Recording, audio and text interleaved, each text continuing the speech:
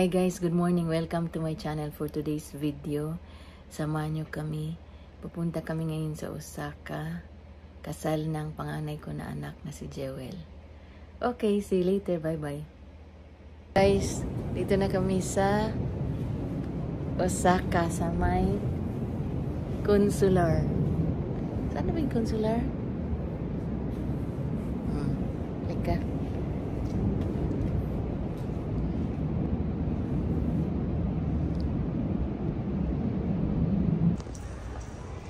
Yeah, bakit dyan ba tayo, ya? Dyan ba tayo?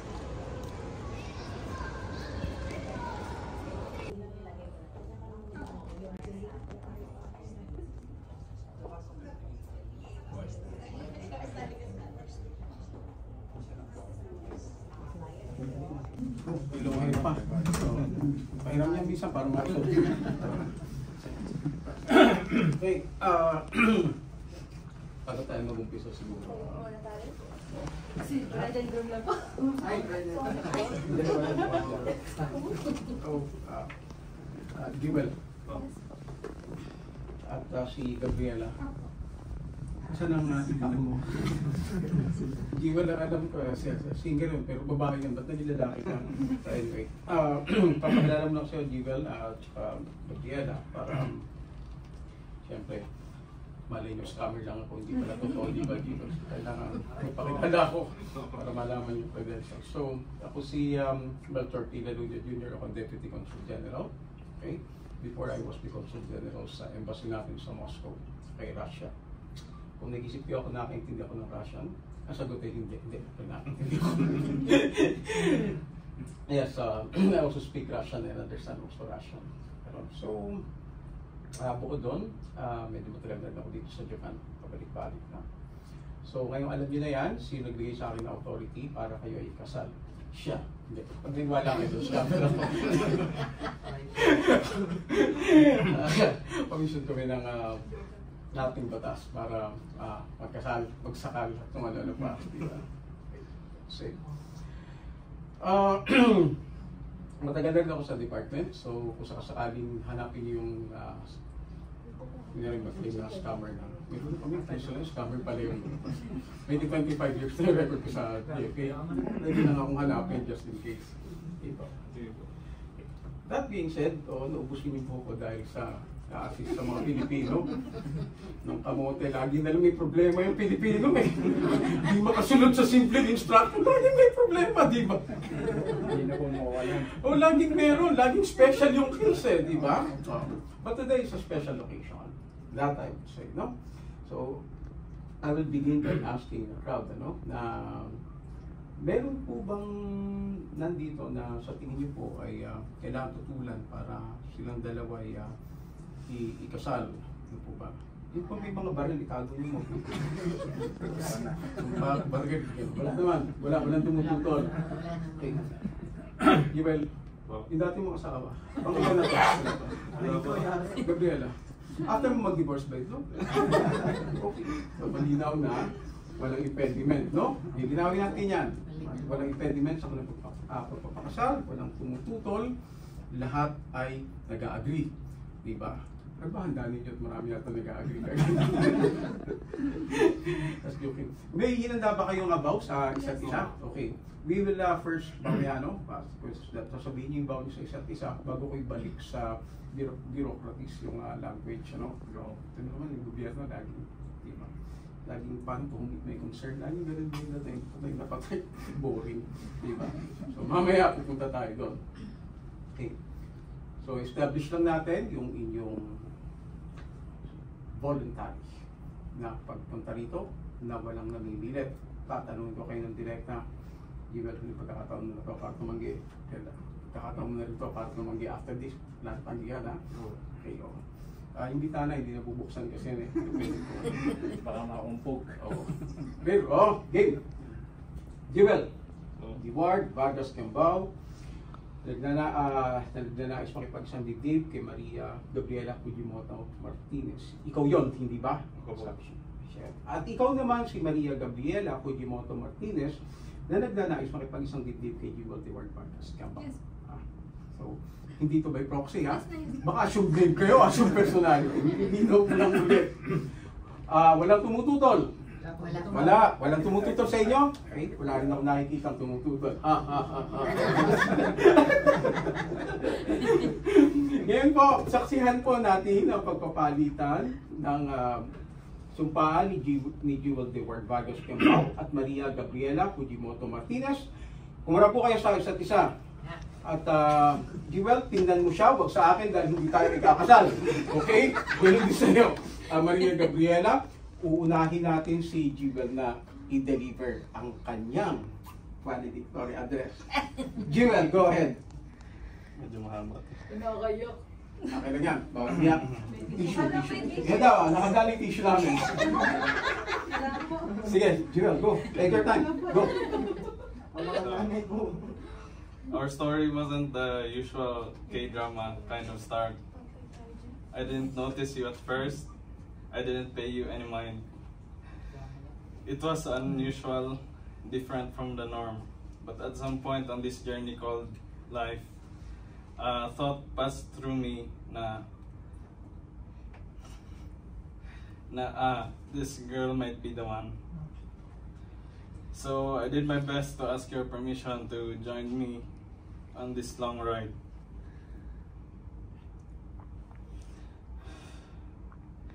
We've been together for more than 5 years now.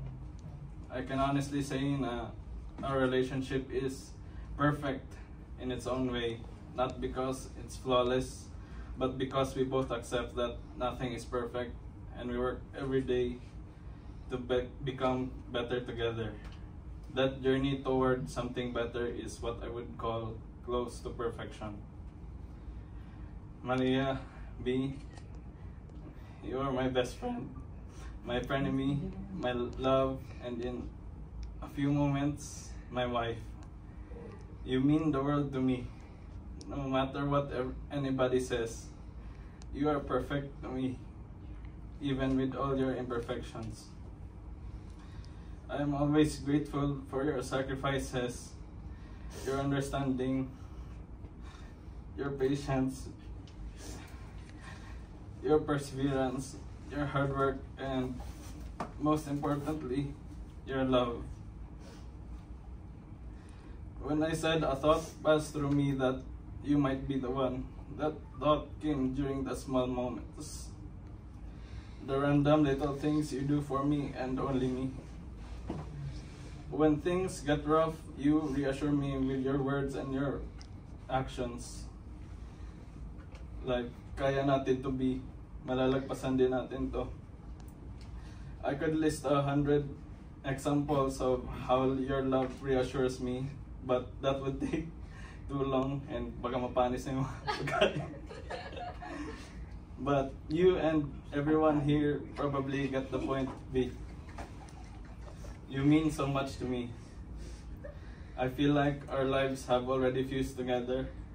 That's how strong our love is.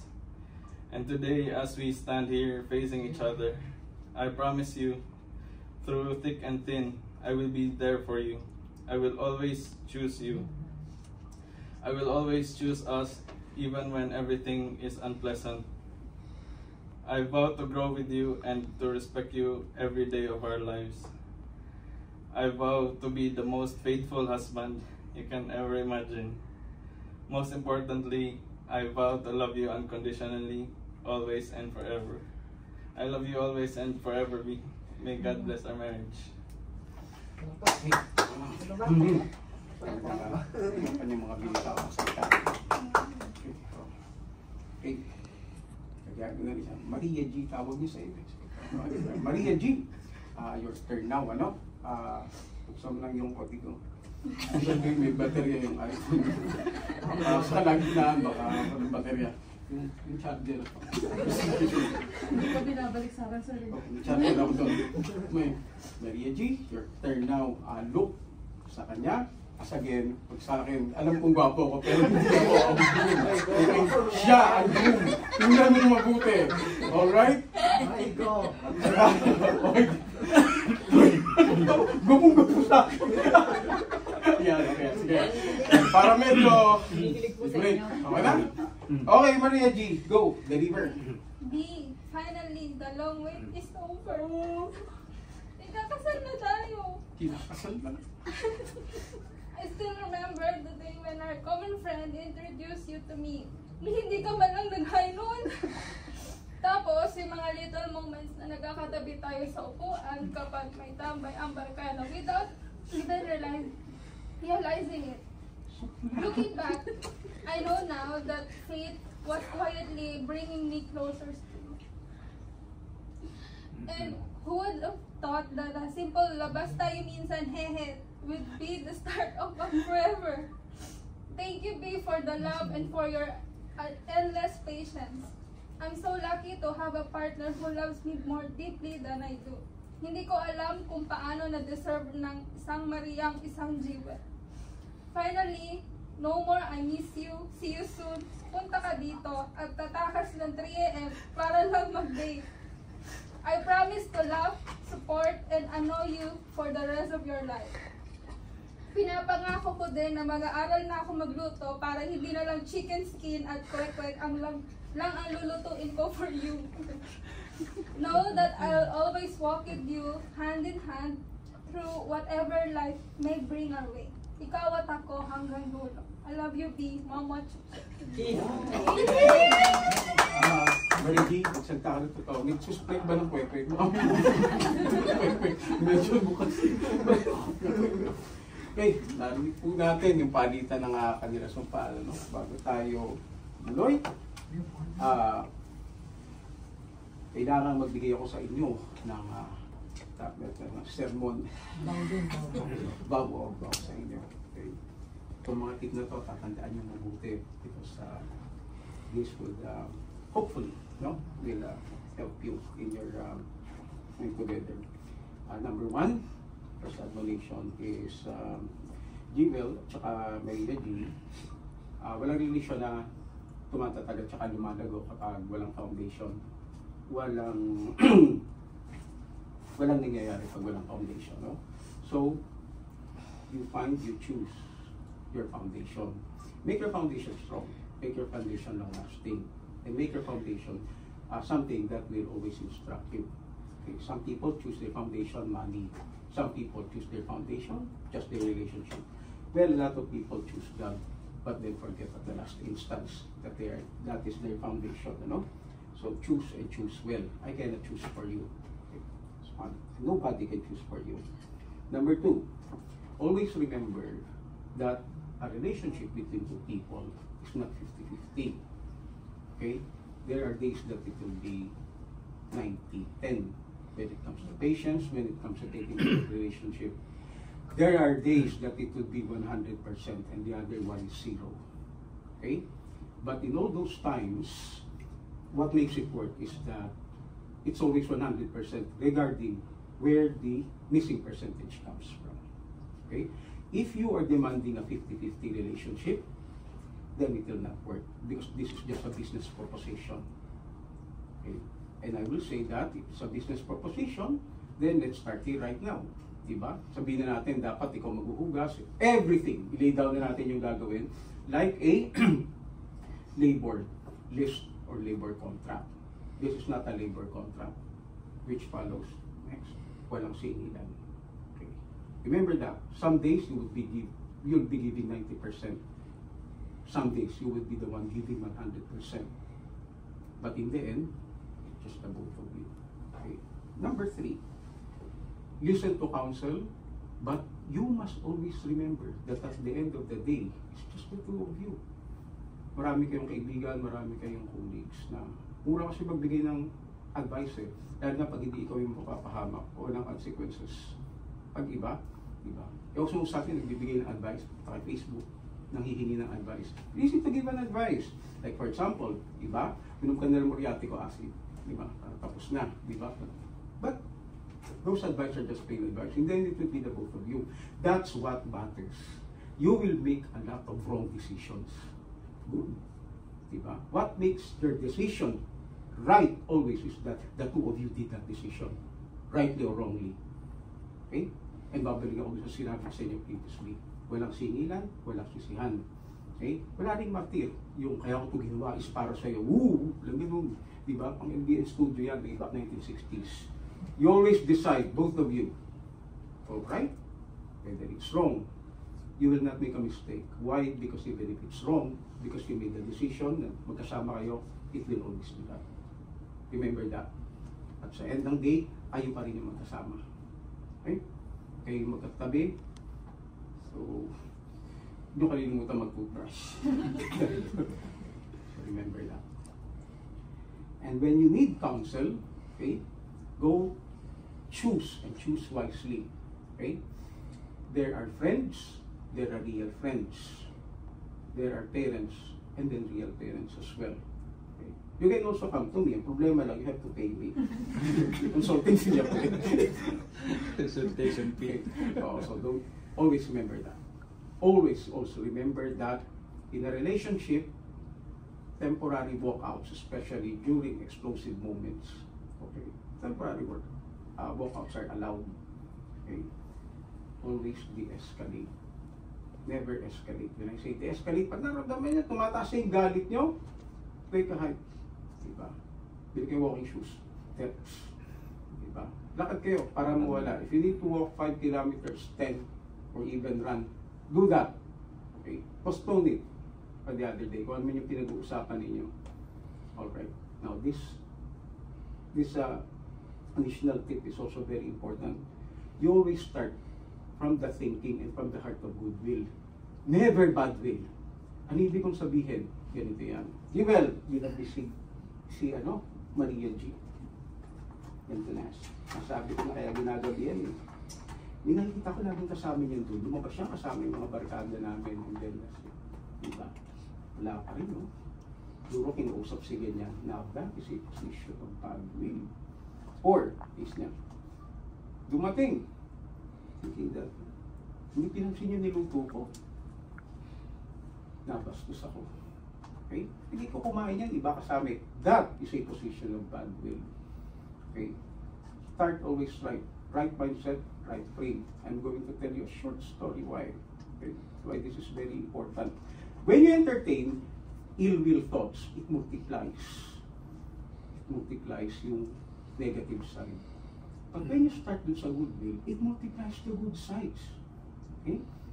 So meron akong friend dati, pero hindi pa kayo nakarating sa partner ng Cubao, so may farmers. May overpass kasi dun eh. So, I had these friends are two very, very good friends, and parehong lalaki at babae, so kinasal sila. And there was one time, sa lang wala pang 3 months, that the bride or yung previous bride called me up and said that, parang nasa iba si yung kaibigan mo. Sabi ko, wala. Bakit? Mag-alas 10 na hindi pa dumadating sa bahay. So ito. Hindi, baka may ginawa lang, baka everything. But then iba na, takbo ng utak niya. And she started telling the stories about, lagi yan nag-overtime. She was so angry dun sa asawa niya. And the following day, the police called me up and I went to see. It turned out that my friend had died that night. Gasaan, hit and run. And nung tawagan ko kay sinabi niya, oh, nakita mo na yung kaibigan mo kung kaninong bahay nagpunta. And I have to tell her gently that, well, there is no more. There was silence. And then now, she started recollecting. Di man na ako nakapag-sorry, di man na ako nakapag-ano, di pa pala siya kumakain, nagmamadali umuwi. See, that's what I'm telling the two of you. Now, there are a lot of regrets. Diba? But that is done. Patay na eh. Ang gagawin mo. And apply that when you become parents also, when you treat your kids, when you treat other people. Remember, life is short. How short it could be. Let's say your lifespan is 80 years old. Subtract your current age right now. That's all you've got. Make that count. Okay? Ulitin ko. If your lifespan is 80, subtract your current age right now. That's all you've got. Huwag mo sasayangin. Pag galit ka, mamarites mo, kung ano pa gagawin mo. But that's all you've got.